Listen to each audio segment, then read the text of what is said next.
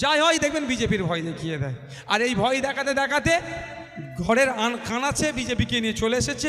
এই 2024-এ কি করবে? বেডরুমে ঢুকিয়ে দিবার চিন্তা ভাবনা করছে। একটু সজাগ হবেন, সতর্ক থাকবেন, ওসব মাথা থেকে সরিয়ে দেবেন যে 75 বছর ধরে বিজেপিকে আমরা আটকে আমরা নিটফল কি জিরো।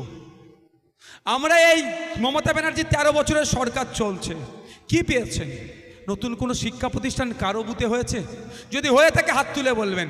নতুন একটা শিক্ষা প্রতিষ্ঠান হয়েছে কি? উপরন্ত কি পেয়েছি আমরা? লিগাল ইললিগাল মদের দোকান বুথে বুথে করে দিয়েছে, আমাদের বাড়ির সন্তানকে মাতাল বানিয়েছে। তাই জবাব দিবস সময় এসেছে।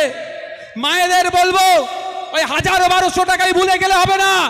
আপনার স্বামীকে, আপনার সন্তানকে মাতাল করার জন্য 20 টাকার পাউচ দুয়ারে আনার চেষ্টা করছে, এর জবাব মায়েদের কাগিয়ে গিয়ে এসে দিতে হবে। মদের দোকান বন্ধ করার আওয়াজ তুলতে হবে। 1000-1200 টাকা দিচ্ছে আর আপনার স্বামীকে বলছে 20 টাকার মদের পাউচ তো দুয়ারে পৌঁছে দিচ্ছে।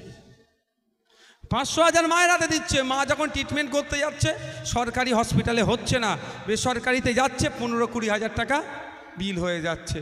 তাই বলবো সজাগ হতে হবে, সতর্ক হতে হবে। এবারের ভোটটা ও কোনো বাইনারি চলবে না। হয়তো দেখবেন আবার সিএ এর কথা বলতে শুরু করবে, সিএ আমরা এই কারণেই বিরোধিতা করছি, ধর্মীয় বিভাজন করছে। সিএ এই জন্যই বিরোধিতা করছি। তবে একটা কথা, মুসলিমদের ভয় পাওয়ার, যারা মুসলিম ভয় পাচ্ছেন, আমি মুসলিম, আমি ভয় পাইনি।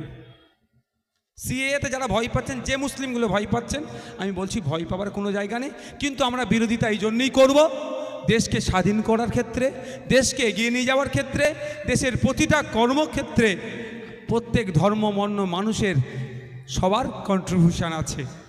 আর নাগরিকত্বের ক্ষেত্রে সিএএর নামে ধর্মীয় বিভাজন করার যেটা চেষ্টা করছে, তার আমরা বিরোধিতা করছি।